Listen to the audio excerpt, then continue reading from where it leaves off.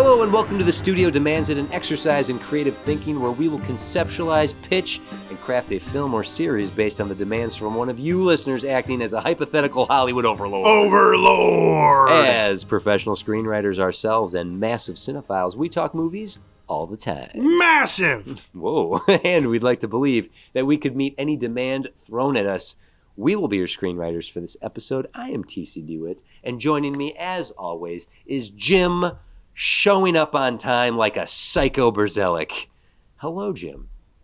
Hello. Showing up on time. You want to see those Like trailers? a psycho. You want to see those trailers? Yeah, of course I want to see the trailer. So first of all, Yeah.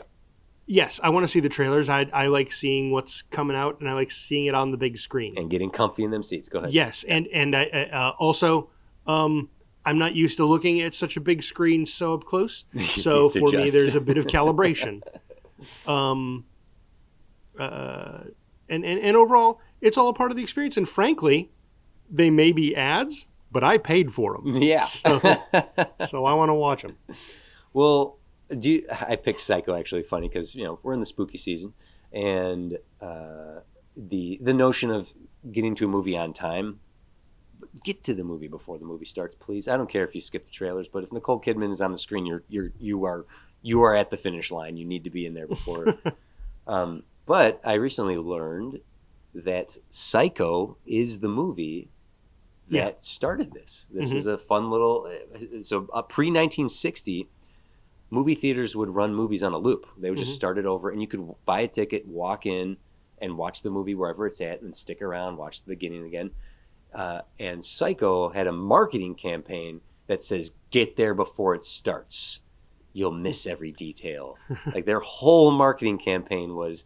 get in the theater and sit down before the movie starts. And if I remember it, like a part of it was supposed to be they encouraged theaters to not let people in after it started. Yeah. It began what became so ubiquitous to movie going, which is show up for the previews, show up for the trailers, get comfortable, adjust to the gigantic screen, get quiet, and now watch the movie from beginning to end uninterrupted. I think Hitchcock would weep at the existence of cell phones and people pulling them out in the theater. I think he would be very upset to know that's where that cinema became. It's sort of like Jurassic Park and the subsequent of like the sequels of the movies. Like, dinosaurs are boring, and that's what movie theaters don't have the prestige they deserve anymore. Yeah. And you invoked Jurassic Park, and I was apparently it's a button I got right now. Oh shoot! So thank you for reminding me. Even just that, because we talked about it, we did a Suddenly conversation on Tron Ares that I forgot to post. So I will post that tonight, which will be available for you on you listening now. You can head over to tonight, not being when you're listening. Whenever you're listening to it, it's available right now over on Patreon. So anyway, you psycho. Yeah. Okay, well, Jim, our amazing listeners have given us demands from studios literally all over the world. All over the world. And you, listening now, you can send us any demand you'd like, and we will have to meet it right here on the spot. We will read it and meet it, and when we reach the end of the episode, if we've done our jobs, we will have pitched a full script and story meeting, or even exceeding those demands. And when the end of the season comes, which, Jim, this is the last mainline episode of the season.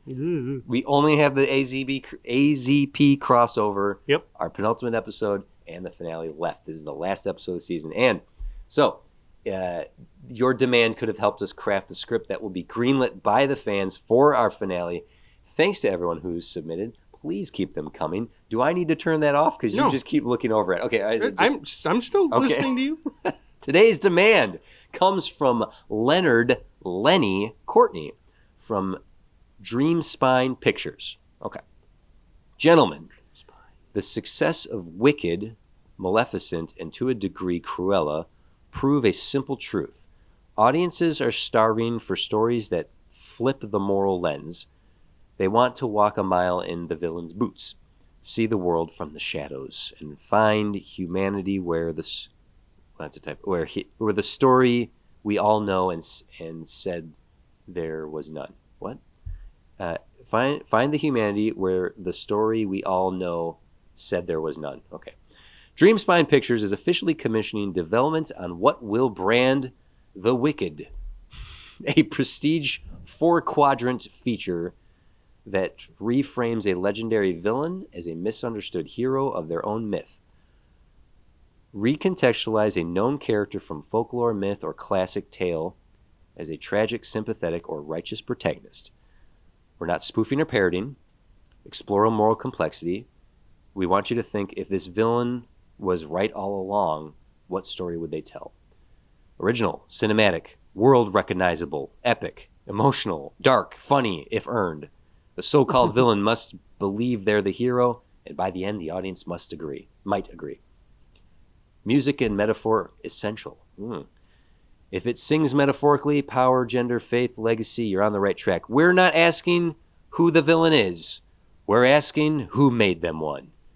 Dreamspine Pictures demands The Wicked. Okay.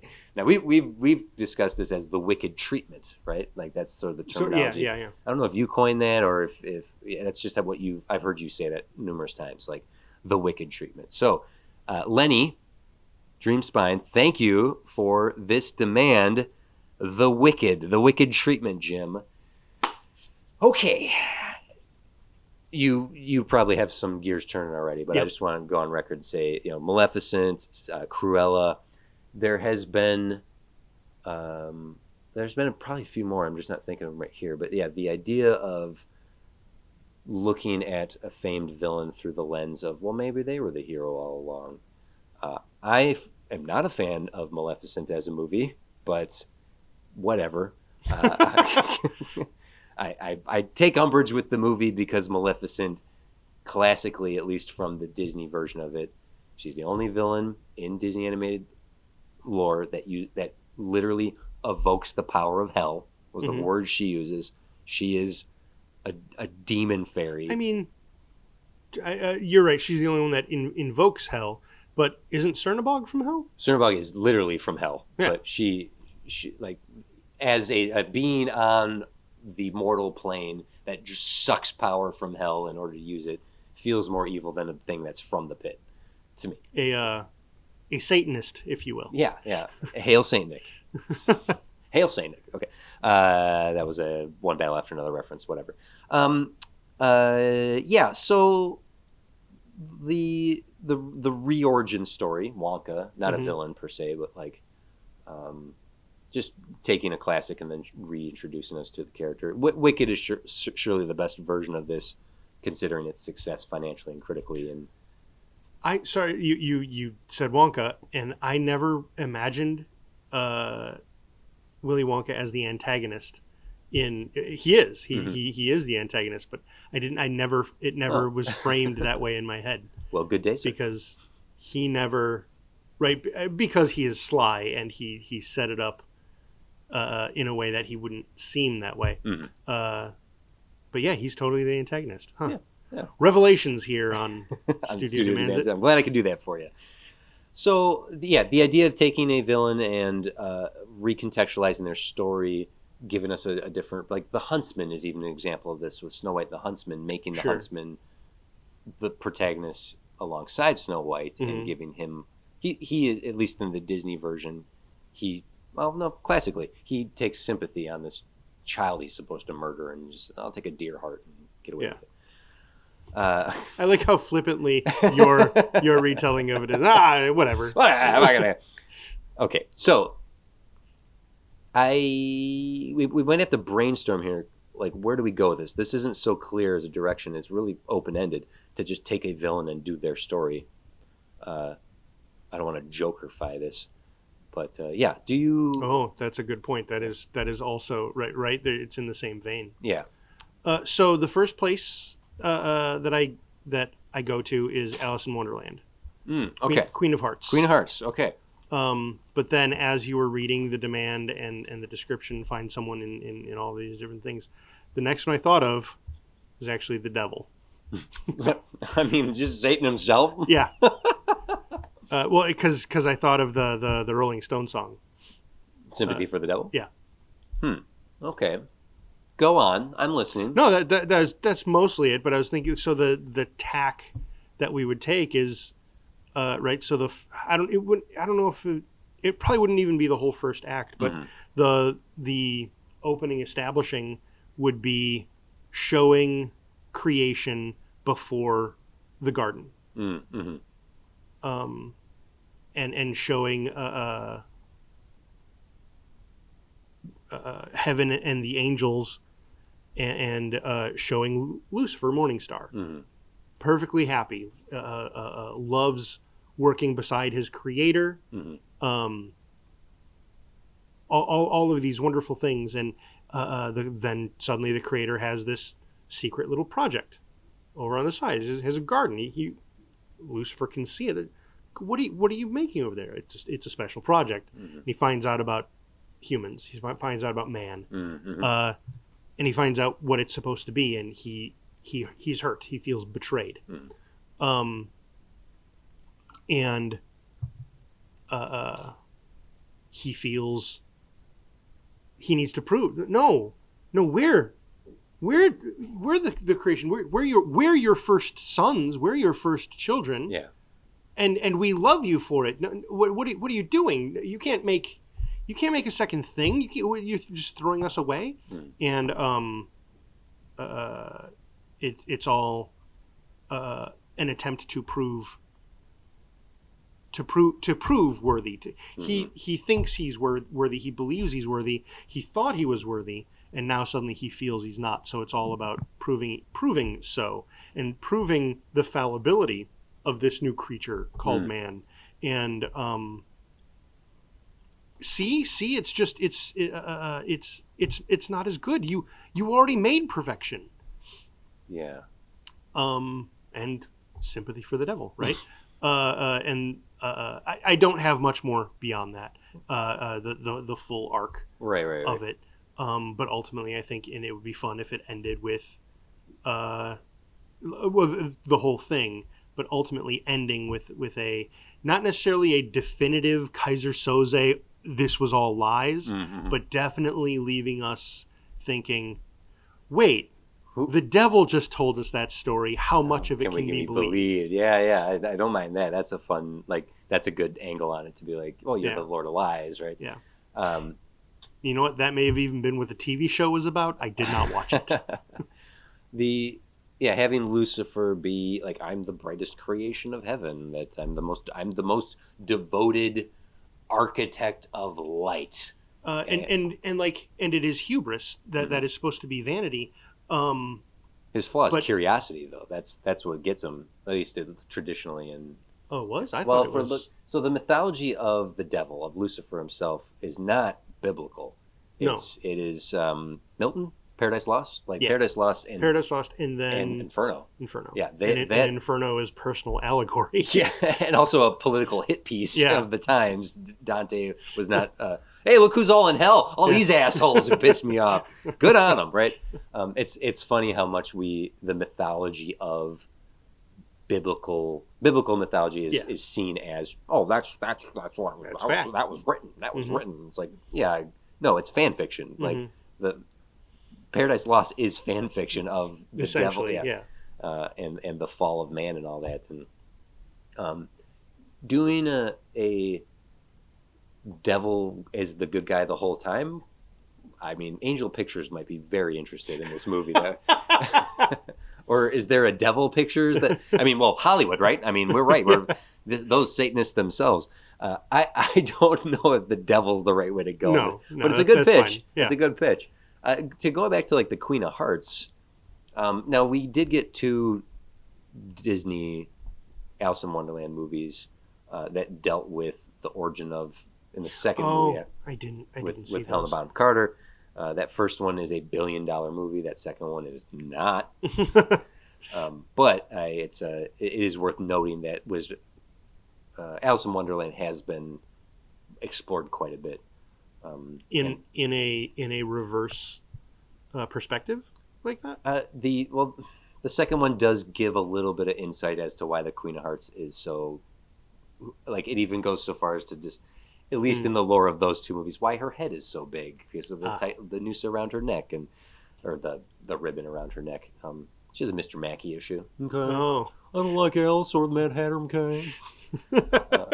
But that's not to say, and I'm a big proponent of, I haven't heard you tell this story. Sure. So those aside, and the fact that you haven't seen it, let's talk about the Queen of Hearts being, like, let's do that. Let's do the Okay. wicked treatment on the Queen of Hearts. If we end up ultimately deciding to go another way, sure. But I want to honor the fact that that was where your instincts Now, were. my only knowledge of Alice in Wonderland, honestly, is the Disney movie. That's okay. Which there is very little Queen of Hearts. It's just Alice eventually wanders across her, and she is a raging bitch. And that's it. That's everything there is to the Queen of Hearts in the Disney's Alice in Wonderland. So I don't know how much of that is actually in the original novel. That the Queen of Hearts is a psychopath. Like the original Alice Through the Looking Glass and Alice in Wonderland is wonderfully disjointed. It is vignette after vignette. There's a lot of those books are fun to read, but they are not structured in such a way that they're contemporary. Okay. Like they read like old books. Wizard of Oz, page 1, halfway down, she's in Oz.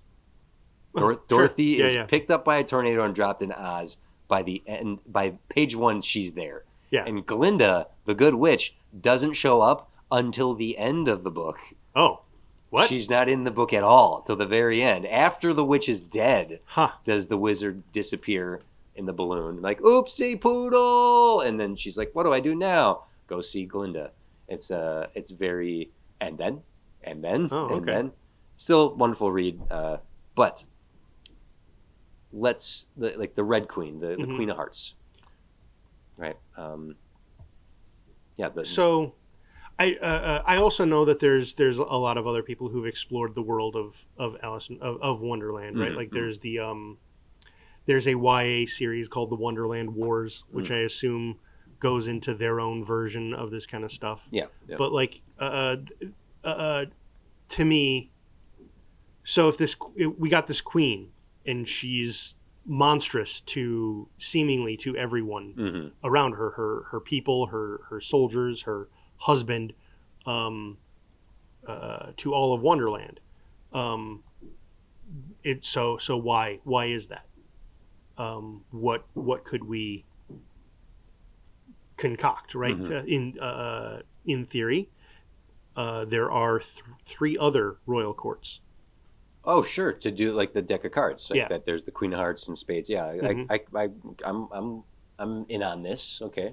That would be my that's what I would. Those are the begged questions, right? Like that's what I extrapolate to. So if there's a kingdom of hearts, there must be a kingdom of the other suits. Diamonds and clubs and spades. Well, would those be the only kingdoms? I don't know. We could go with that. I think I'm all for the four. Or it suits. might even be something where maybe there were, and now there are only the hearts. The hearts won whatever contention there was. Yeah, if there was any.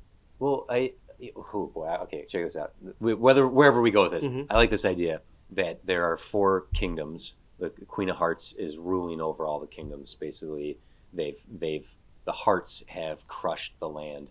But in a deck of cards, there's also the jokers. And if the jokers are not, they're non-suited. If they are some sort of neutral lawbringers, like that the jokers do not fall under anyone's command because they do not have a suit. They're not loyal to a suit. They are peacekeepers or lawmen to the whole deck of cards. We might be able to craft a character or an organization of the jokers that maybe that could be our hero to the protagonist or the antagonist to our protagonist Queen of Hearts. It depends on the story we're going to tell here. Okay. I don't know why the idea of making the jesters some sort of lawman doesn't strike me right. It doesn't rubs me the wrong way. Okay. It feels a little too. Now I know you said that they're the antagonists, but it feels a little too Tin Man, which was a beloved short run television series. I guess it was just a miniseries. Yeah. Sci-fi. Yep. early 2000s. Neil McDonough was the Tin Man. Zoe Deschanel was Dorothy. Great fun series. I wonder if it holds up. But here's the thing: they're not the Jokers. They have some other term, and it's sort of the propaganda of these useless gestures to me. These lawmen, they're jokers. That's what I want them to be referred to as now. Like they have been the propaganda of the winning house has dubbed them jokers, but they are to sort of make them clowns when really they used to be the marshals of the land. I think here's what I don't like about that. It's just going to be me shooting down your ideas. That's okay. That's what we do. At least my understanding, the way I'm coming at it, as the notion of the Queen of Hearts and the deck of cards and all of that, it's intrinsic to these people's nature. It's not like, I'm a guy who grew up out on a farm and then I came to the big city and I joined up with the militia and I am now the Three of Hearts.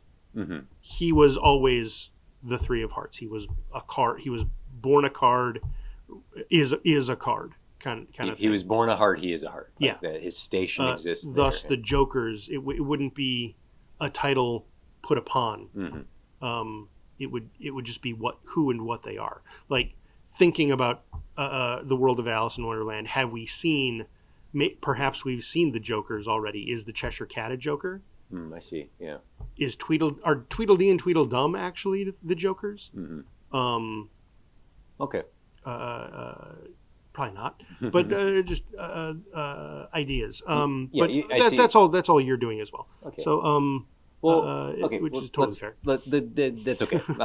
You can shoot the idea down. It could be something we come back to later. But imagining this is like Wicked, if we open up with, like, even if we're thinking like no one mourns the wicked is the first song in Wicked, and then it goes, how did we get here? And then tells the whole story, which I'm not a huge fan of, but when it works, it works. And no one mourns the wicked is a great opening to the story of Wicked. So having something like the prologue is off with her head, like the queen, like everyone's cheering that the Red Queen, the Queen of Hearts, is being dragged to her execution, and the people are celebrating this freedom from her tyranny, and then we go like, how did she, like, she's meeting her end right now, but once upon a time she was the savior of the land, something like that. Okay, I'm coming around to the notion of allegory. Okay. Some more. Is that something you'd want to explore, where maybe it's not actually the notion of a deck of cards at all? Like we can utilize it for some of the language, but that's not an intrinsic thing to the world of Wonderland. The card people aren't people; it's literally people. So, what if the Queen of Hearts' original story was she herself was an outsider to Wonderland and came here and was not unlike Alice, this wandering young woman who, in the Queen of Hearts case, was a bit of a romantic and got involved in the things that were happening here, and the other kingdoms, the other queens, pushed and pushed to the point that basically she became a bloody queen, and she didn't like that name. She liked the name, or she basically earned the name Queen of Hearts because she took the hearts of all of her enemies. Oh. So she basically becomes this, as I said, that she was like once the savior of the land. It's like she starts as a peasant and rises up to conquer the land. Not even, well, sort of an outsider like Alice, which is why when Alice shows up, she freaks out because she thinks someone's going to come and eliminate her the way she accidentally at the time, actually maybe not so accidentally, the way she got her position, right? Like, you can't have a new queen without losing an old one. So she, yeah, and she doesn't want to be replaced. And so maybe from her perspective, she sees this young woman come in, and everyone is fascinated by her and nice to her and stuff. She's like, no, off with her head. And that's the other reason she started saying off with her head, because the heart thing became like she doesn't like that name. She doesn't like being known as the Queen of Hearts She's the Red because Queen. in her backstory, I don't know if it would be. I don't know. Yeah. Don't call me the Queen Well, no, of she Hearts. doesn't even want to be the Red Queen.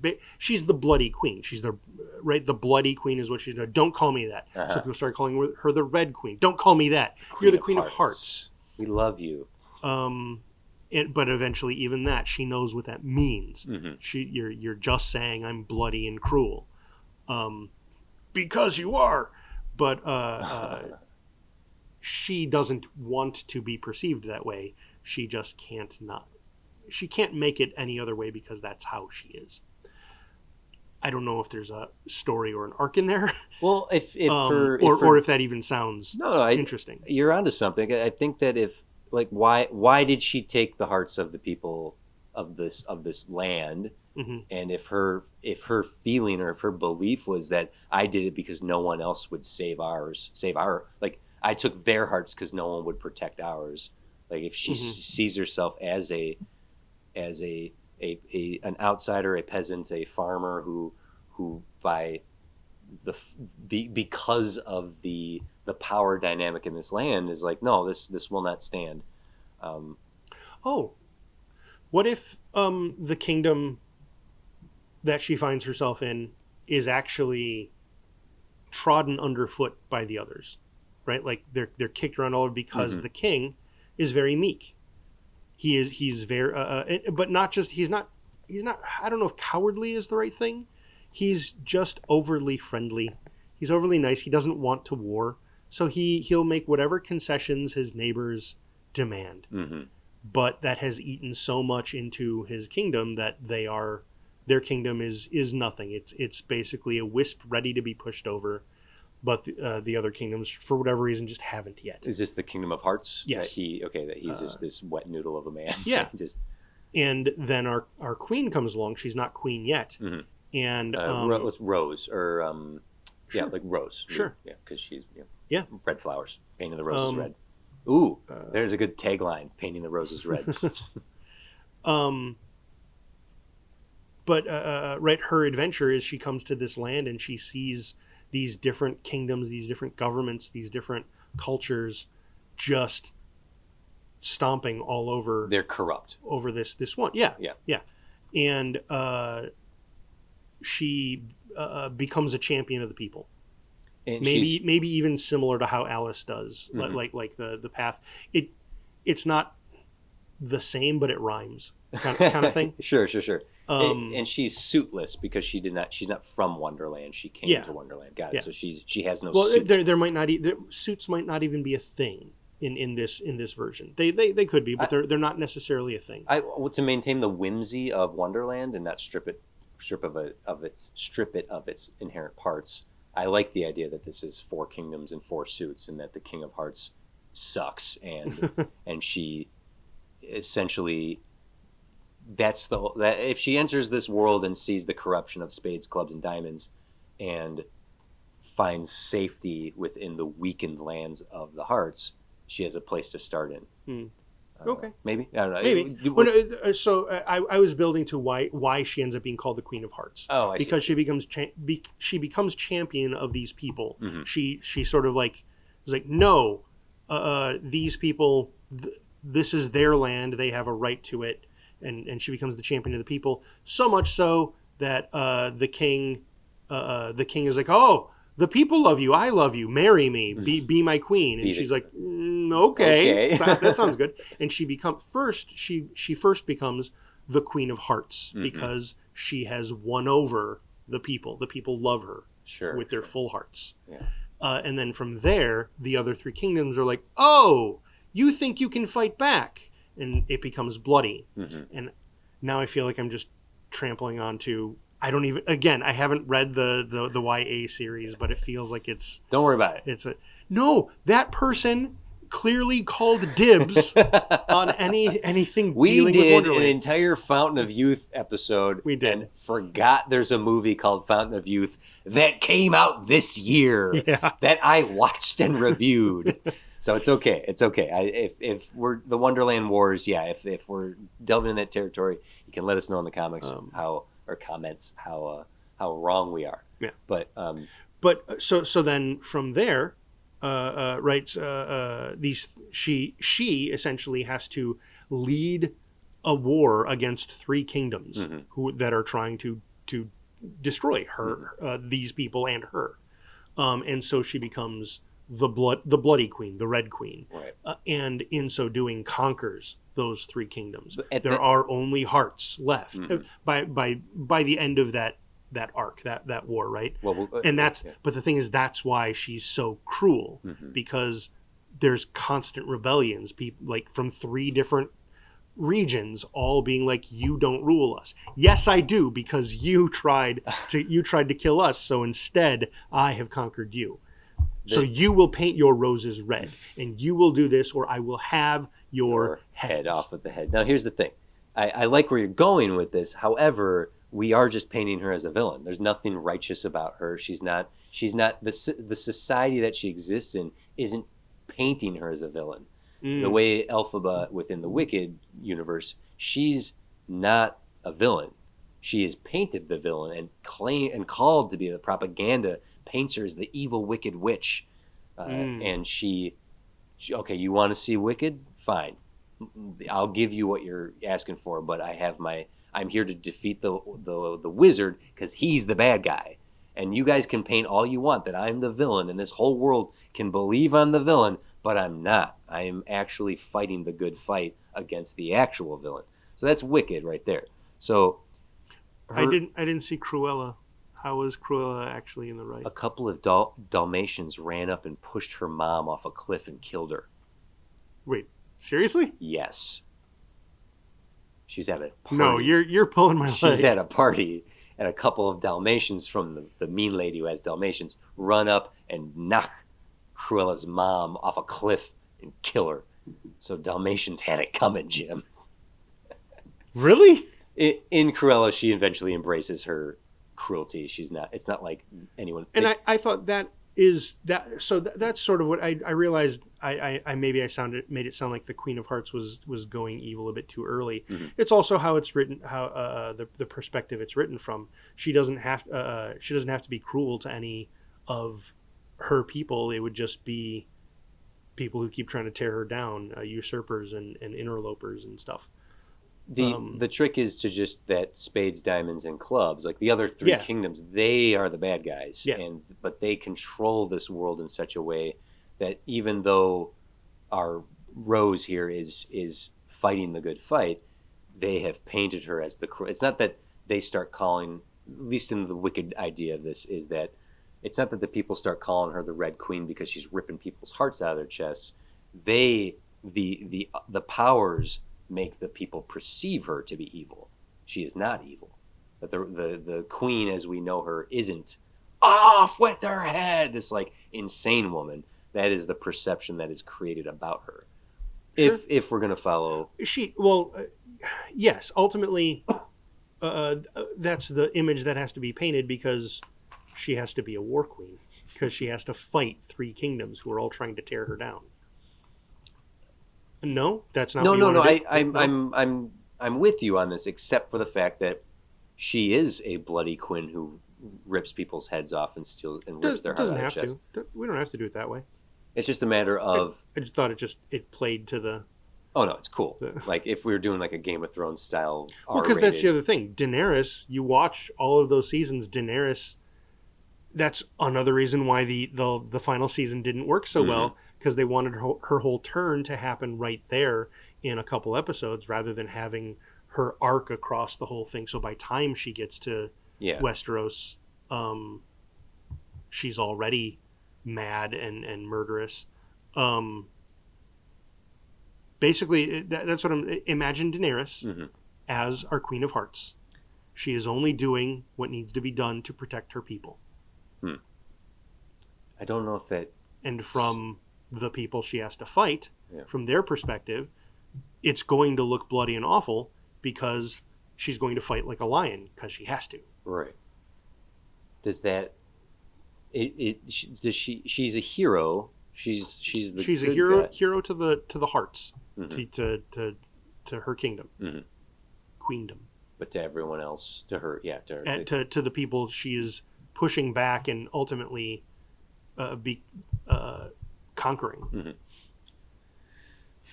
I just don't like that. I'm hesitant. I like it, but I don't know if it's satisfying the demand. I don't know if we are creating a sympathetic, heroic protagonist that society has painted as a villainous, because she is killing people, she is beheading people, she is fighting bloody and terribly so, and like that's a cool story, but when looking at Wicked, so Elphaba it is is innocent. also sure.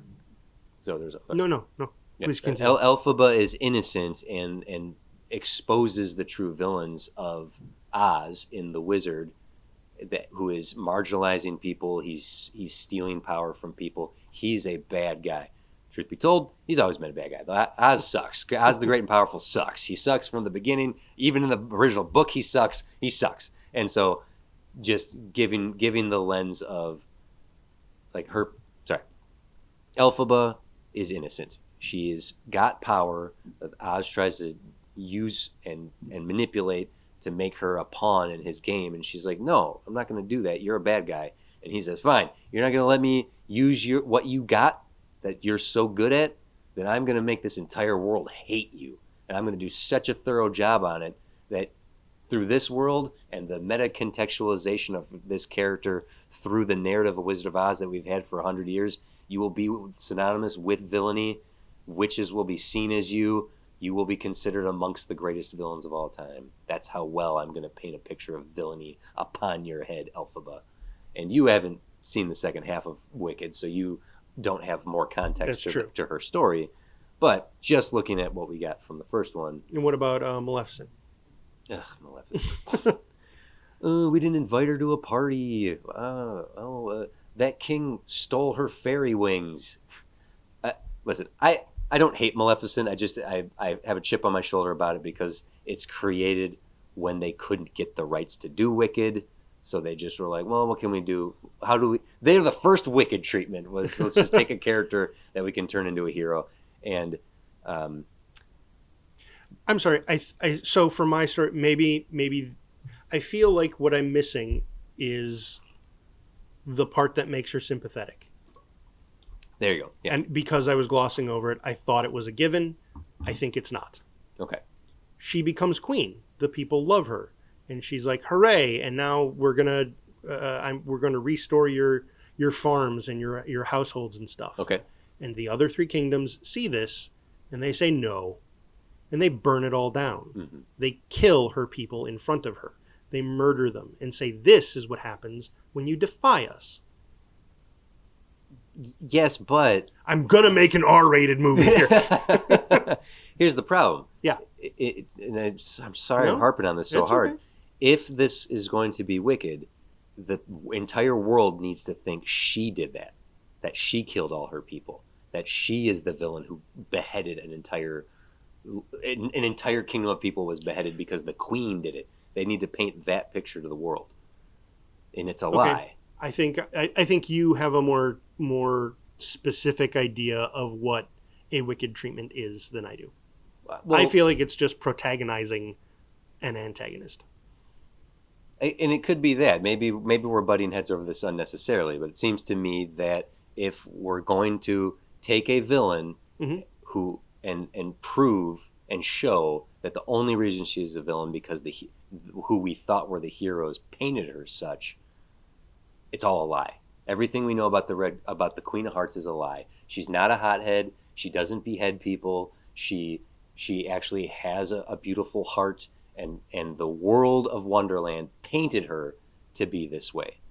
See, to me, it's so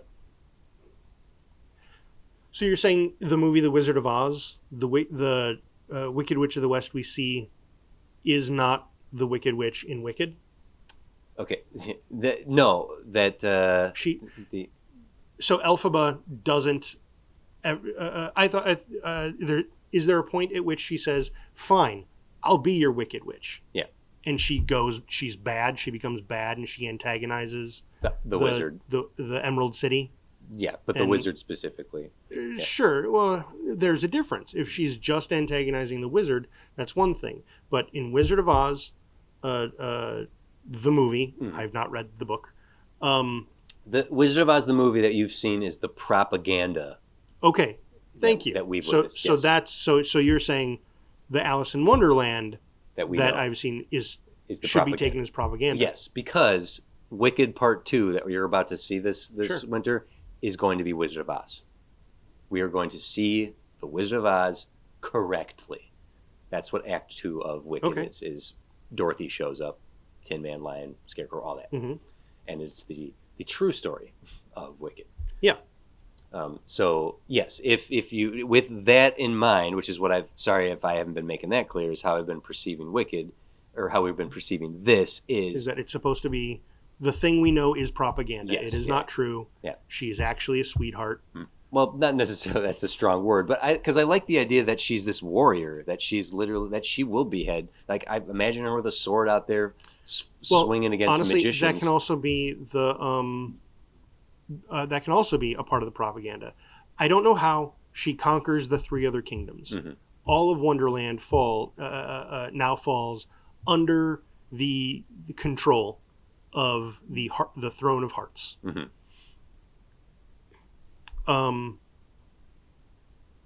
The way she is then vilified is 3/4 of her kingdom don't originally follow her. She conquered them. She through pushing back her foes and taking their lands. Mm-hmm.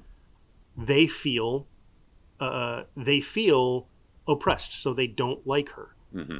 So they portray they portray the Queen of Hearts as not good. So it's a bit like Doctor Doom-esque. Like Latveria loves Sort of, Doctor Doom, but she doesn't even need to be overly bearing like in the cartoon. Mm-hmm. It's literally how Alice is told to perceive the world, and in Wonderland, it could very well be that perception is how things actually it is. Eat me, grow bigger; drink me, grow smaller. Yeah. Reverse that. Whatever. Stop and smell the roses. Yeah. And so you're like, well, who are these antagonists? And literally, the people who are left of the kingdoms of the clubs, spades, and diamonds Mm-hmm. are the Caterpillar, the Walrus and Carpenter, the Mad Hatter and March Hare. Those are all not They're unsuited. not in a kingdom. They're not citizens. What are they called? Not peons. Denizens. No, there's a word. I can't think of the word. The population of They're not. Wonderland. They're not. They're not people of hearts. Mm-hmm. They are people of the other suits, so they don't stand with the Queen of Hearts. Mm-hmm. They want to see the Queen of Hearts fall. Okay. Yes. Okay. And so to them, everything she does is awful and terrible, and she only wants to kill us all. Mm-hmm. But it's because they're all. Oh my God! I'm losing my vocabulary. They're all infiltrators. They're all Usurpers of the throne. No. They're all Okay. renegades. If you no. I like where you're going here. I think if we break this movie in two acts like Wicked, the first act is her rise to power, the defeat of saving the world. Yeah, she saves the world from the three other suits. She is deemed a hero by her people and a villain by everyone else. She saves the Kingdom of Hearts has been saved and safe. It's safe and secure because of her. She comes in. She literally steals the magic hearts out of the other rulers. Whatever. Doesn't even have to be that literal. It could literally. She could have gotten the name the Queen of Hearts because she won over the hearts of the originally. I think the original people. Having multiple meanings behind it. That she from the Kingdom of Hearts. That she won the hearts of the people. That she takes the heart of her enemies. Like all that, she rises to power. It's a victorious halfway point. Yay, our queen! But, and then Alice shows up, and Alice is the second person in Wonderland of recent history. How much ever time we want to have passed in Rose's rise. That when she shows up, she appears in the other suits' lands. She appears in the spades or the diamonds or whatever. And it's like, wow, this place is weird and broken. whatever this war is, like unleash this is already a whimsical land, but the unchecked power of everything outside the Kingdom of Roses has made Wonderland a nightmare scenario. Like not like a dark, grim, R-rated No, Wonderland, but but like the Cheshire Cat's running around, Tweedledee Tweedledum. We got animals running rampant, singing in an songs. opium smoking caterpillar. Yeah, all that stuff. Yeah. So when Alice shows up and is unsuited, she has no suit. Sure. She's another unsuited, but just like Rose was, then we have someone of the other suits has to discover her and say, "You're our savior. You can help us defeat the evil Red Queen, the Queen of Hearts. She's a villain. You must destroy her." And now we have our Dorothy to the witch situation.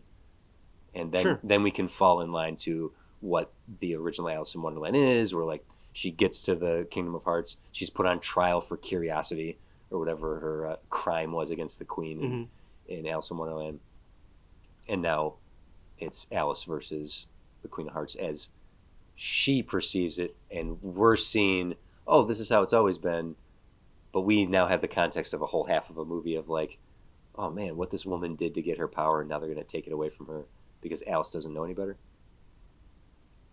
Okay. Yeah. Yeah. Does that, like, I'm trying to honor all these. I think so. Yeah. Yeah. Your idea of this rise to power and then the defeat. Because we're dealing with a queen, so I feel like dealing with all of that is appropriate. Yeah, I think so. Like having it be Lord of the Rings with cats and caterpillars, maybe something like that. Sure. It doesn't. We don't have to go that hard. We could have each thing, rather than being a big war, where like you assemble your army and I'll assemble mine, and they'll meet in the middle. It could instead, we could play into the notion of cards, and literally it's the face cards. They meet, and she has to defeat them in whatever weird royal games they have. But she manages to. That the Queen does? Mm-hmm. Yeah. That she goes up against all the other suits and whatnot. It's very Game of Thronesy.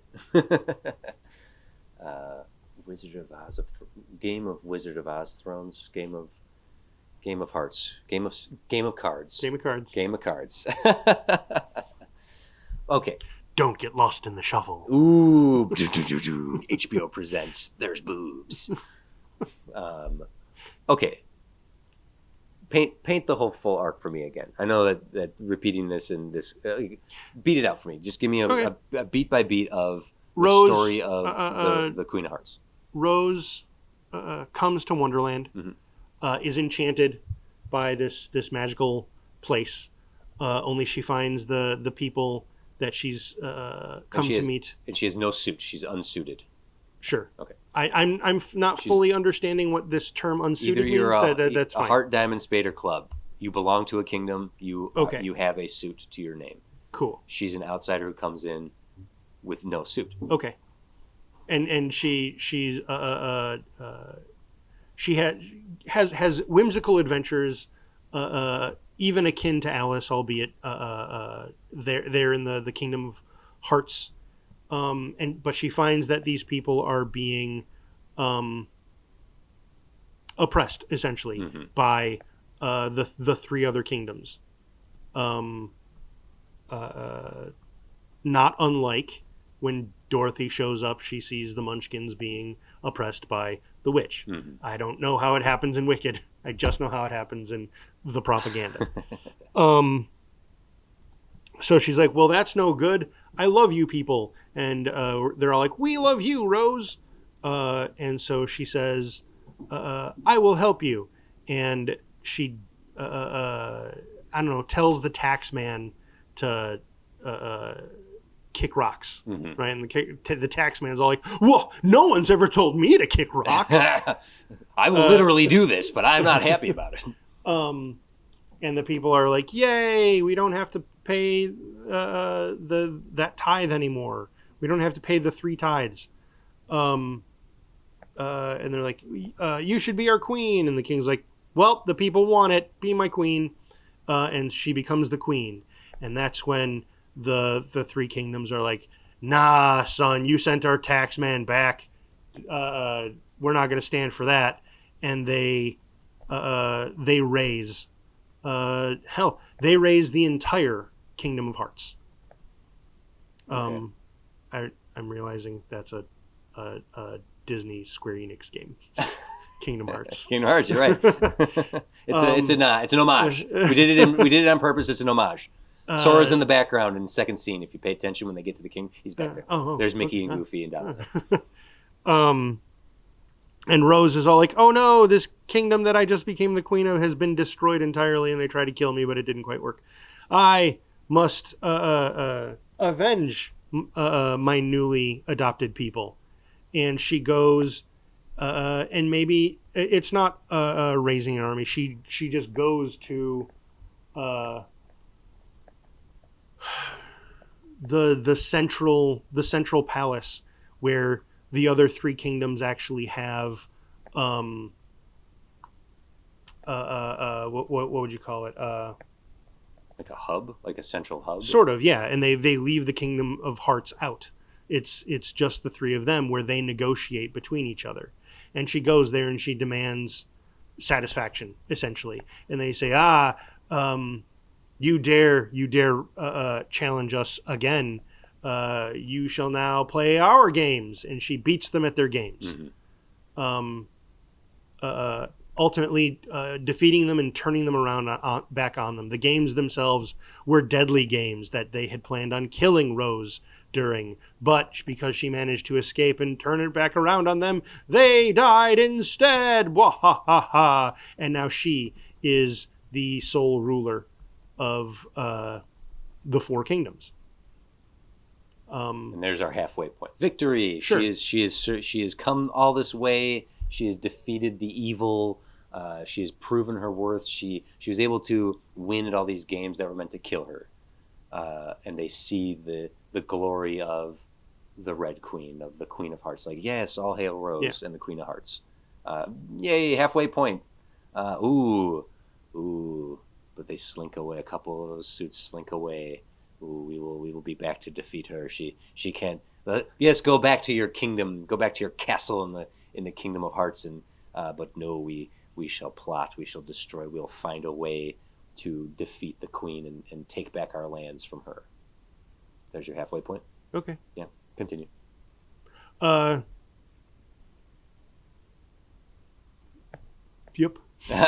No, I don't know that I had any more from.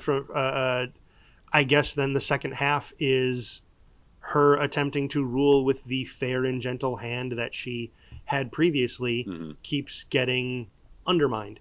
The original people, the ones that survived, still love her and do what she wants. That's why they need to paint the roses red, because those white roses were in a completely different courtyard. So that's them establishing that she is the queen of this area, because the white roses are and there would be other symbols are symbols that she is not the queen. Does that make sense? Yes, yeah. And anything that would honor the previous rulers, they're trying to say no. Like if you are loyal to the clubs, you are not loyal to me. The clubs were villains. I'm the good guy. You do not want to be a club. So either paint your roses red, or and it doesn't even need to be worded that way. Like the order to paint the roses red, maybe that even doesn't even come from her. That's just with how things are done.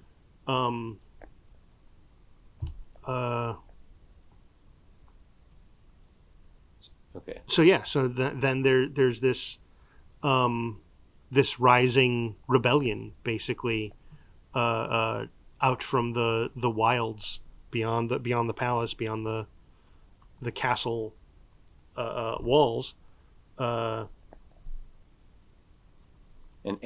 So then at this point, does Alice show up? Actually, sure.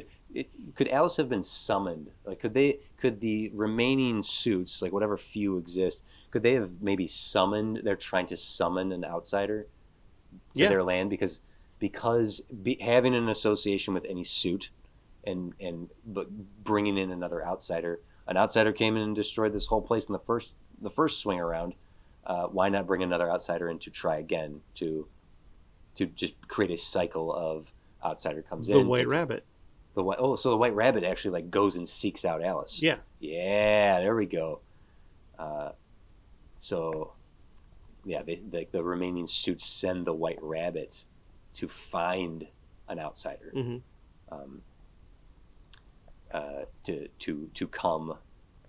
To come to Wonderland and defeat the Queen. Mm-hmm. And Alice does so. But okay, so then is the Queen killed in the end? We're now off the beaten path here. We can do whatever we want. I don't want to say too much about how Wicked decides to play out the Wizard of Oz out, because they make some new choices in the fan fiction that is this. So we can make bold choices with how Alice faces. So in the two Disney movies, we got the two Tim Burton did the first one, whatever. The two Disney ones, we do get this like big Lord of the Rings CG battle scene with Alice wearing armor going up against. I don't think we should do that. Okay, that's why I like this notion of she needs to play the royals' games, and then the rest of the kingdom just says, "Oh yes, if our royalty fell, we submit," but they don't really. So is Rose destroyed in the end?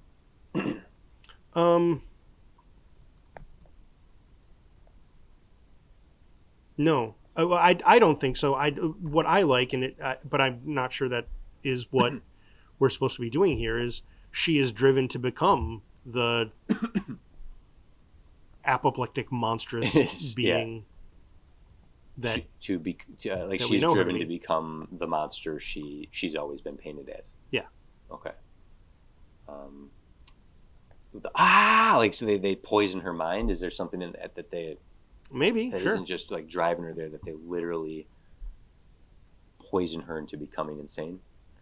What do you think of that? I mean, we have a lot of potions and whatnot being drank in Alice in Wonderland's lore anyway, so why not? Can we make that cool and not just tragic and sad?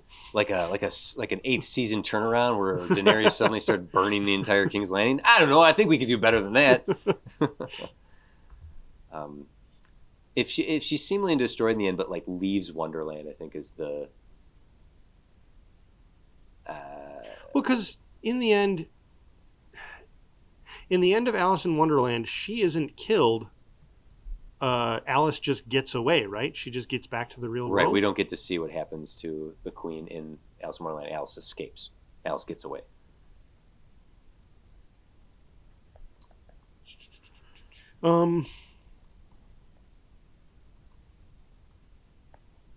Yeah, I'm not.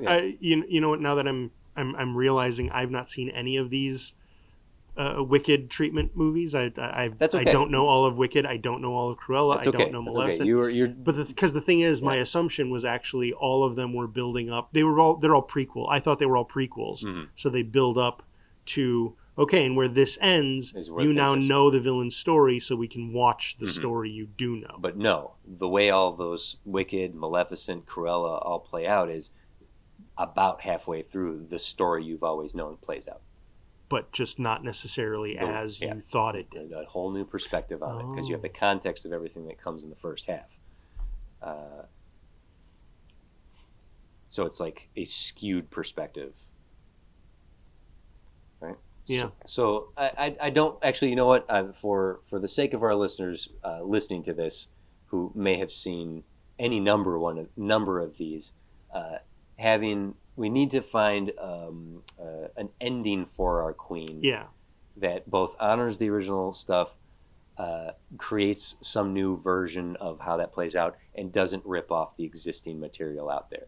I have seen all these things, so I'm trying not to completely replicate one A, B, or C, Cruella, Maleficent, Wonka. Well, one thing we haven't done actually is establish what Rose wants.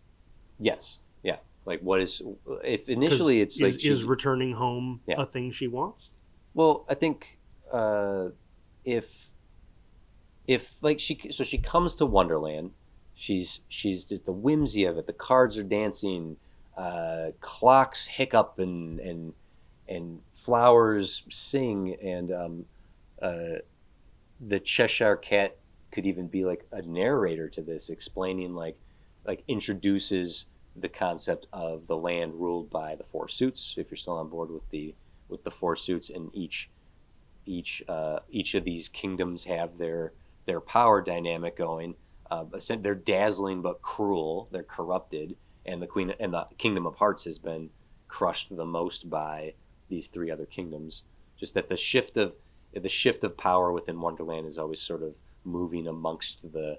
Mm-hmm. Maybe once upon a time, the central kingdom shifts, like for kind of like it's a four-party system. Oh, So that like if there's some sort of clock element, or like, the White Rabbit is I'm late, if the lands are constantly sharing the central power, and that when it came time for the hearts to have their turn, diamonds, clovers, and diamonds, clubs, and spades are like, nope, we're gonna keep it this time, and it's the three of them. I don't know. I'm trying to like, mm-hmm. if we crush down the land of the hearts, then when a girl shows up, Rose shows up. A girl? She has no suit. She has no heart. She just has a heart. She has no crown. She has no suit. She just has heart. And if she tumbles through Wonderland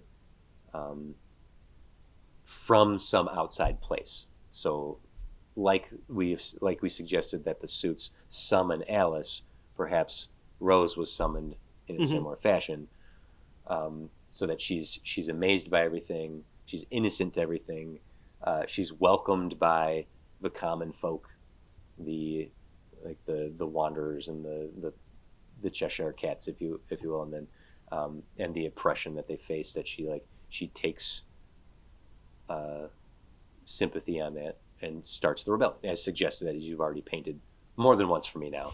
But just giving this notion of she came in with all this wonder into Wonderland, this curiosity, and she marvels at it, and slowly all that shine and wonder goes away when it becomes this battle for what is right. Don't crush these people.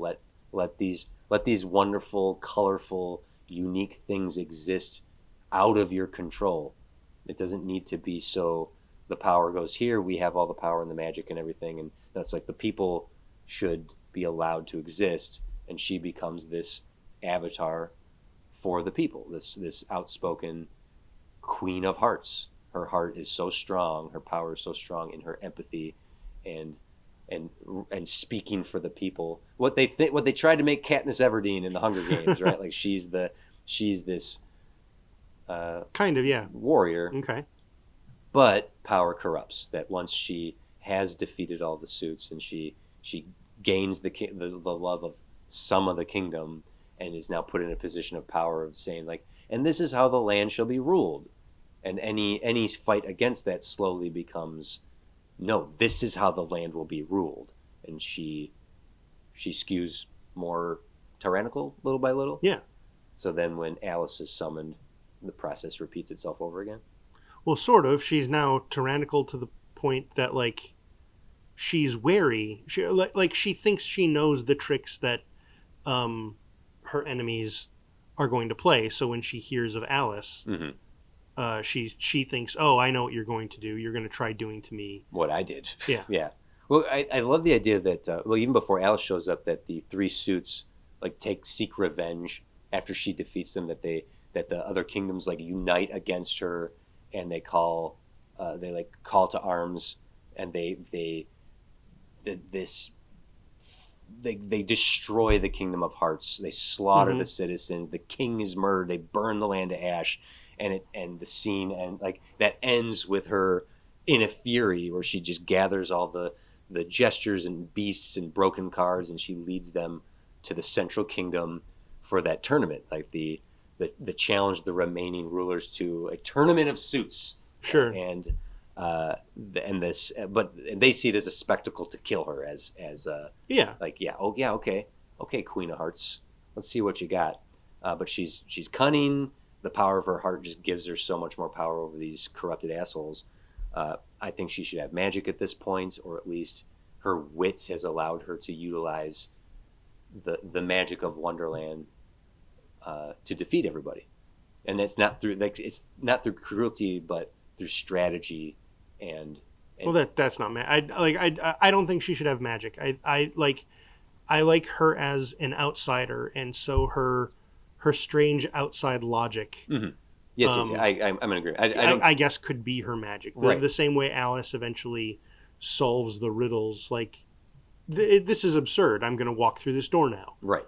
I agree with you. I didn't mean to suggest that Rose has magic. It's that she's using the world around her strategically. Sure. Excuse me. She understands, and then she's crowned the queen of all Wonderland. Mm-hmm. And then the four suits are dissolved, and that they have no banner anymore. There's only one banner. It's the red heart. That is the banner, and all will fall to that suit. And then you're suggesting that the people who love and admire her, they're the ones who like paint the roses red. Yeah, you got to do this. We want to upset our queen. Yeah, and there's only one suit. Yeah, she never asked for that. It's just that the people who championed her are now becoming cruel towards those survivors who, like the rulers were the bad guys here. Their citizens weren't inherently evil. Their leaders were, right? Or do you imagine that all? No, I'm imagining like the full-on kingdoms are like screw the roses, sort of. Or yeah, the screw the hearts. Basically, what I'm suggesting is it's all reversed, right? The Mad Hatter is a bad guy. He is manipulating Alice to do what he wants. The same with the caterpillar. Yeah. The Cheshire Cat. Everyone along the way is getting Alice to go over here now. Oh, well, what are you up to? Yeah. Well, how about this? Before we get to that, though, that manipulation of Alice, I think that like if we're thinking like that halfway point where she triumphantly she's the queen of all Wonderland, having that moment of shining glory, red petals fall like balloons and celebration, and then panning down to the shadows and the darkness. Absolutely. And having the Cheshire Cat have a moment of like the Cheshire Cat being our narrator in a sense, like turning to the audience and saying be careful when you fix a mad world, because the world may it may fix you back or something like that. Sure. Like this world is meant to be mad, so be careful when you try to fix it.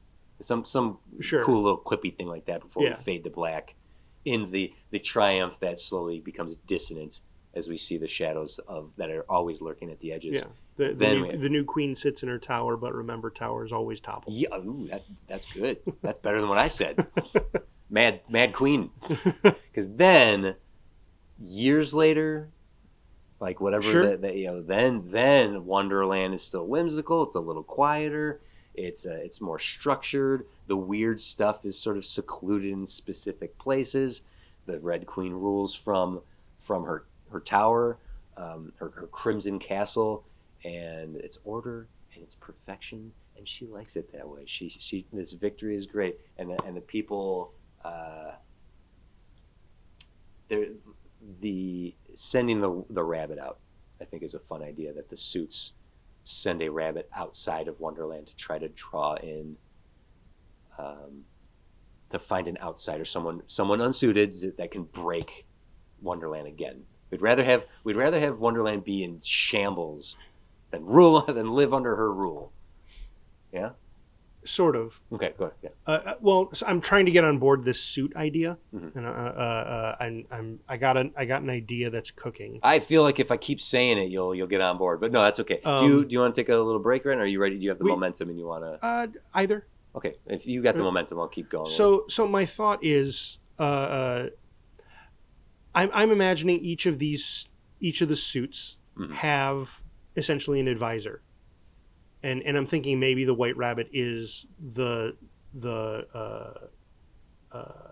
Court of Hearts advisor, which is why he's running late for the Queen of Hearts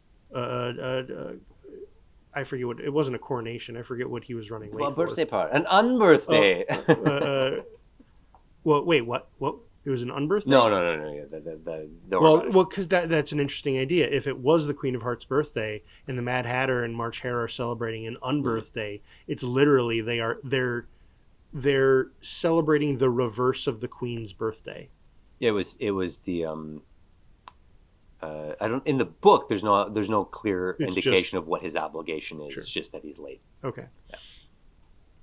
And maybe that's still the case. Maybe because maybe that's just what he's using to keep running, to keep Alice chasing. Mm-hmm. But ultimately, what I'm thinking is each suit has some sort of advisor. It is the Jack of each suit. Mm-hmm. The White Rabbit is the Jack of Hearts. The Cheshire Cat is the Jack of Spades. Okay. And the 4 Jacks, including Hearts, have decided we don't like this. We don't like one queen. Mm-hmm. And so we want to undermine this, and we shall do this by White Rabbit. You will go and you will bring another outsider. Yeah, leave Wonderland through this portal and find us an outsider. And so that way, for the first half of the movie, we actually can see some of these characters as well, sort of behind the other characters. Mm-hmm. Right, the Cheshire Cat sits on the shoulder of the Queen of Spades, Mm-hmm. Or maybe they're not jacks. Maybe they're the aces. To stick with the royal suits and whatnot. Yeah. Yeah. Okay. Or maybe the entire notion of outsiders are what jokers are. So Rose was originally a joker, Mm-hmm. but then she became suited. Yeah. Okay. We need a new joker. Getting pull us in. So, and what's nice is like even just visually, if we go with traditional Rose being dark hair, dark eyes, and Dorothy is light hair. Not Dorothy, Alice. Sorry, it's an honest mistake. So having having Alice be light hair and light eyes, it's a nice juxtaposition. That's it. Like to the citizens when Alice shows up, she's this legend reborn, but to Rose, she's like a prophecy. Yeah, Like a threat Mm-hmm. resurrected, and then now Alice enters into Wonderland, bubbly and curious and reckless, Mm-hmm. and everything that Rose used to be. Yeah, and now what can unfold here is this journey towards the fall of the Queen of Hearts. Yeah. Okay. Well, with that, now we're going to take a break right here and just Okay. we're going to take our 5. We'll be right back here, folks. Here's some quick messages from 6-5 Media.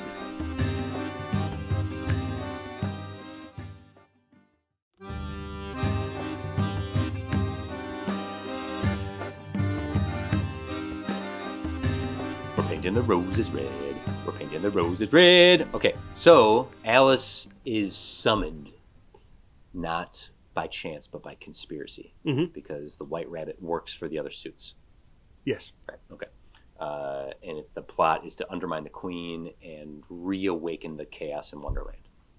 Mm-hmm. Okay. So the way Alice is then brought into Wonderland and shown the chaos, or like how bad Wonderland is, so that she's motivated to defeat the Queen. What's your blink on this? No, I think she's entirely duped. Because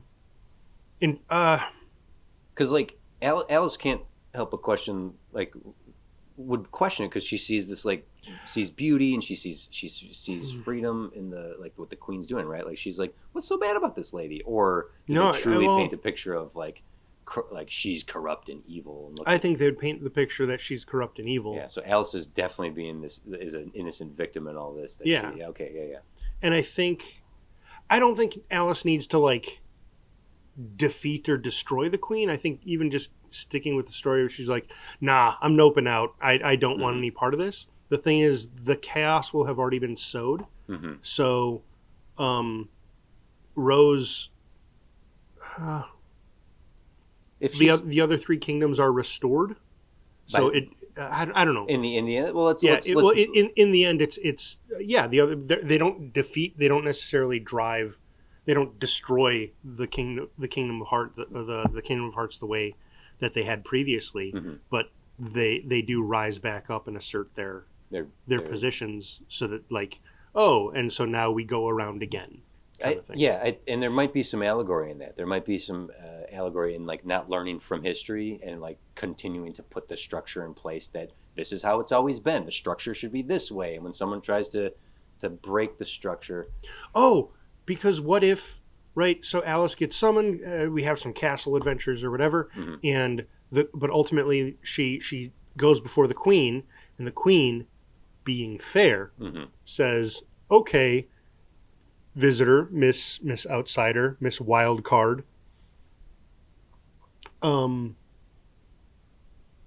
If you really do seek my power, no, that's not what I seek. That's not what I've been told. That's not what you said. You were here to take my throne and my crown. You've eaten my things and drank my drinks, and it's."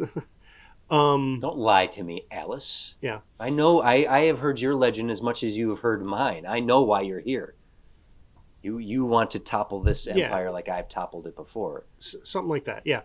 And so what she does is she says, you have to beat me at my game.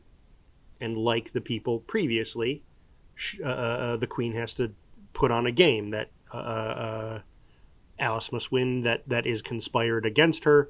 But ultimately Alice does win through her own clever logic, but also through the manipulation of Cheshire Cat and the other conspirators. Yeah. She wins, and Rose realizes this may be her end, because the same way her adversaries previously were ended when she won their games, she now is at the mercy of Alice. And why would Alice have mercy? She has not been a good host. What's wild is that Alice is like 12. Like, to make her this. Well, she doesn't have to. I know. Like in the Alice in Wonderland movies that Disney did, she's an adult and she has agency. I think there's something to manipulating a child into doing all this. Like, she doesn't have to be a little girl per se, but having still an innocence and naivete to her that she could be manipulated against the queen this way. But please continue. And ultimately. Right. So I don't know if it's like Alice is over her with, I don't know, a weapon or whatever, but Alice now has the power, the upper hand, and is being incurred, the Cheshire Cat on her shoulder, whispering off, like that type of thing. And more people are off of their head, off of their head. And it grows and grows, and Alice, right at the moment where she would do it, she goes, no. I just want to go home. Yeah. And she drops whatever implement and she runs off, and chaos breaks out. Particularly if Rose's whole edict was that she's like, I'm trying to preserve the peace in Wonderland or it'll tear itself apart again. That's what I'm trying to do. Like her feeling it. And so then, chaos erupting around her, the mockery of off with her head. And like, actually that jumping back to her conversations with the other three royals, the other three suits, when they're like, they can say something really similar, like, no, this is all controlled chaos. We're in control here. If we did not have this iron grip on things, it would be a loony bin. Like there can even be an earlier scene where she sees a madhouse or something like that to see what it would be like without the control. Which is why after she defeats the others, she realizes, someone needs to be in charge. I have to be in charge. Yeah, because the original madness of like clocks melting and teacups flying through the air. We're forgetting one of the coolest things in this setting. Words losing meaning. Go ahead, yeah. Because literally the order and structure of the court of the courts, the suits. That is what keeps the Jabberwock from destroying everything. Oh man, but that's through the looking glass. You're right. Yeah. Is the Jabberwocky not in Wonderland? No, the Jabberwocky is a poem within. But she encounters the Jabberwocky. No.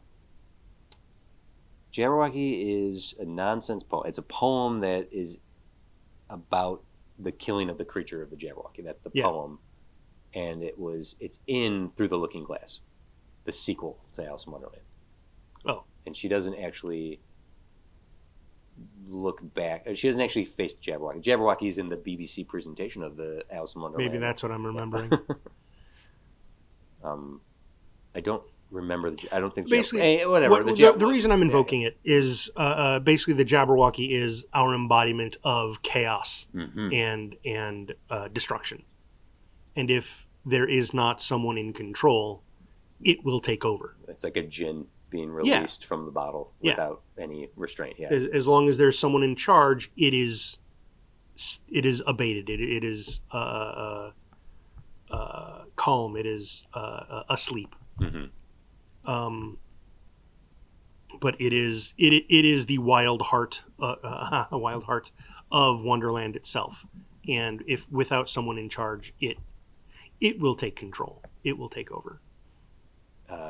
So let's yeah. Like I think you got something, especially if we establish even in the prologue of this about the chaos of Wonderland was unleashed by the Jabberwocky. Like the Jabberwocky tore through Wonderland and made all the nonsense. Sure. And that was slowly contained by the defeat of the Jabberwocky and the containment of it in the central point of Wonderland.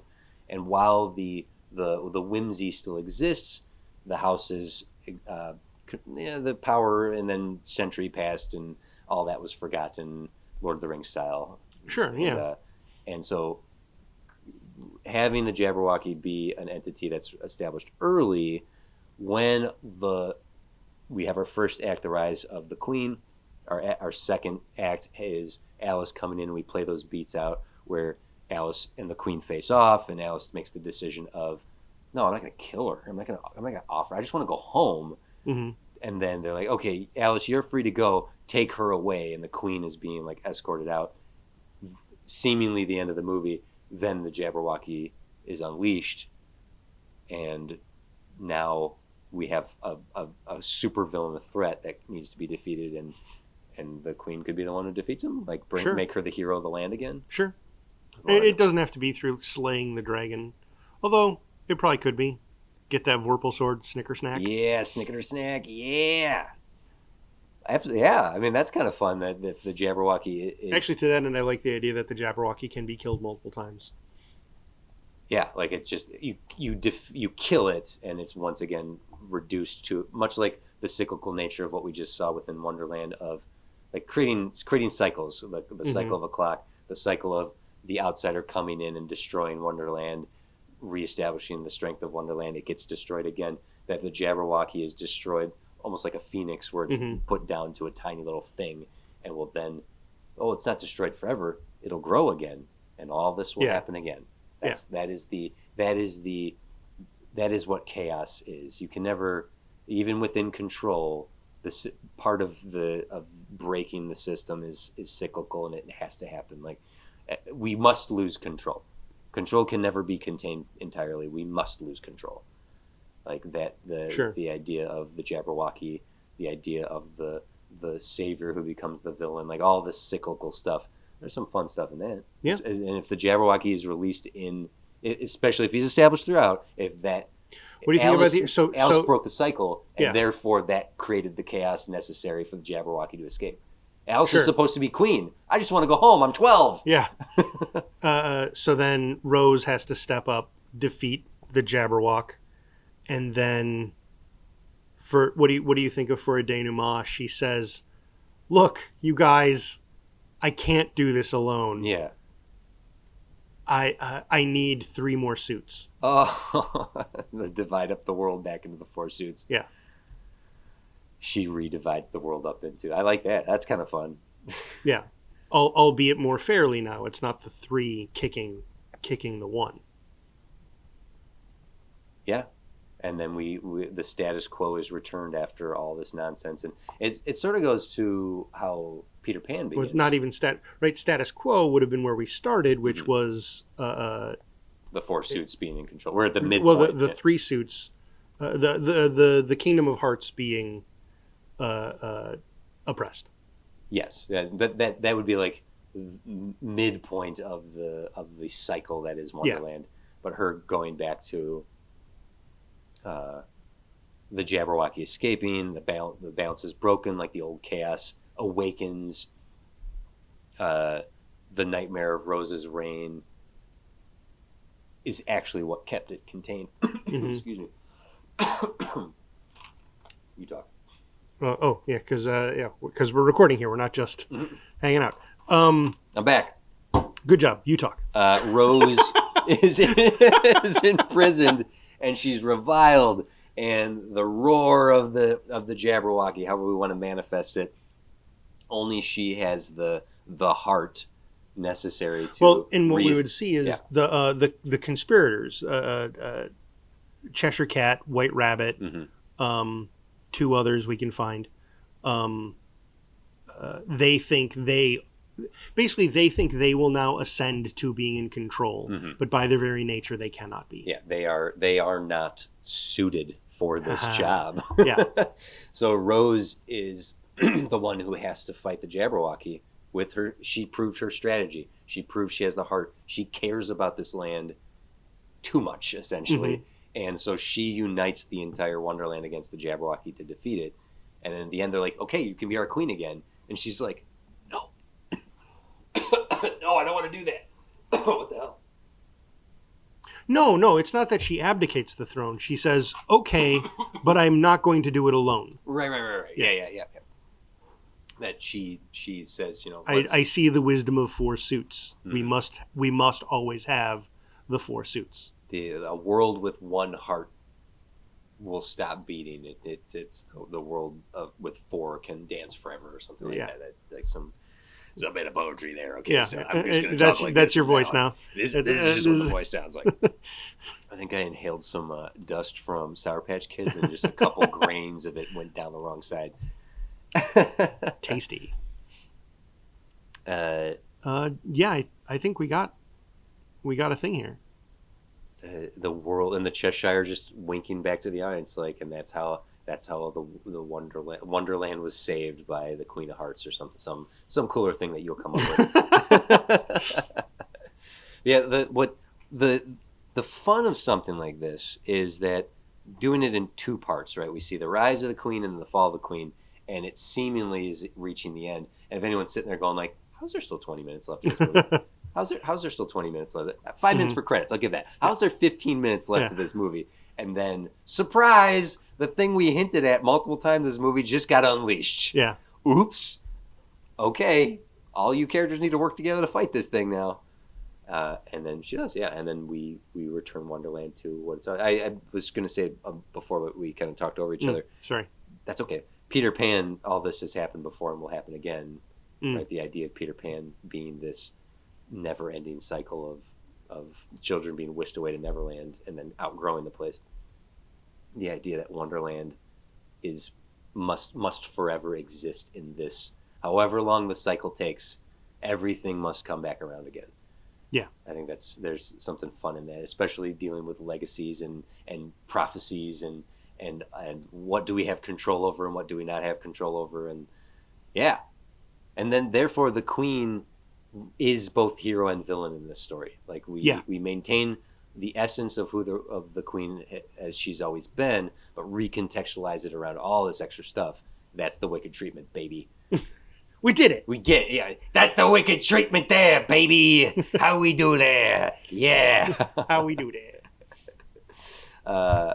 Okay, so did we do it? I think so. I think we did it. Wow. Okay. I'm going to throw this to an ending now. So Lenny, Mr. Leonard Courtney of Dream Spine Pictures, we need to know how we did, and those listening, we need to know how we did. So you got to hit us up. What do you agree with? What do you disagree with? What did we wholly miss here? What did we repeat from movies we have not seen? And if anyone wants to evoke Once Upon a Time, I've never watched the show for reasons that I discussed in the Fables episode. So go listen to that. They eventually did some Alice stuff. Well, there's a spin-off series. There was Once Upon a Time had a spin-off series in Wonderland. I saw the Mad Hatter episode, which starred Bucky Barnes. Oh, Sebastian Stan. Sebastian Stan cool. is the Mad Hatter in Once Upon a Time. Yeah, we didn't even bring him up. I did. I tried to. He was going to be one. He's one of the conspirators. Okay, that's fine. That's just Johnny Depp is the main character of these movies in both of them, the Mad Hatter is like not I necessarily the main character. I think the 4 Jacks, as I currently conceive them, they would be the White Rabbit, the Cheshire Cat, the Mad Hatter, and Tweedledee and Tweedledum. As one, cool. Yeah, Cool. I can dig. I can dig so that. those are the 4 major conspirators. 5. Yes. Okay, you can message us directly at studiodemansit.com or on Instagram at studiodemansit. You can find this post specifically if you want to comment below there. If you're not already, you can subscribe to us on wherever you listen to your podcasts. And if you feel like giving us a review, you can do that in-app, and that just helps us get out there in the algorithm. You can find us on YouTube and TikTok, where we post video content, including material not heard here on the show. Jim? You can also join the conversation on Reddit by going to r/Studio Demands It, posting stuff there, and going to our Discord server, joining our Discord server by going to studiodemandsit.com, and at the top there is a link to the server. Join that. Come on and talk to us. Come on and talk to us. And if you want even more, as I mentioned earlier, we have a Patreon. For a couple bucks a month, you can get episodes early, commercial-free, extended double-length episodes, movie commentary tracks. We do our Suddenly Conversations, where we discuss movies after having just seen them, or whatever random bit of news hits the cycle for us. Recently, a Tron Ares conversation was posted. You can also show us some love by subscribing for free if you want to hear those conversations. Massive thank you to 6.5 Media for everything they do for us. Next episode, David will be joining us for our annual crossover with another Zelda podcast.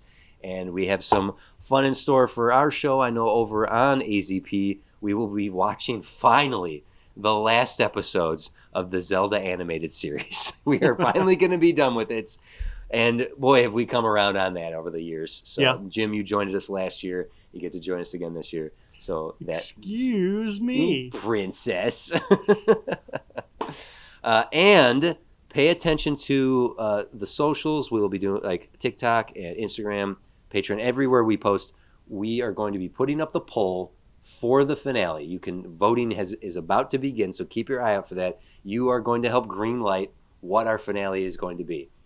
Conversations have been had in the Reddit about the Discord. Sorry, some campaigning is being done, but we'll see who the nominees might be very, very soon. Jim and I do need to decide that. Finalize the ballot. Our ballots. And once voting begins, go ahead, get it out there. You can campaign for stuff that isn't on there. I will remind everyone that Alien Frontier got way higher, and it wasn't even a nominee 2 seasons ago. So it is not impossible to see a movie arise that we didn't even think we would do. But yeah. So excited for that. This has been great. We will do a whole our second to last episode, our penultimate episode, will be a conversation about what the votes were like, what the comments were like, the whole season, and of course the announcement of what the finale will be. Jim, unless you have anything else, no. Wicked or Alice Wonderland.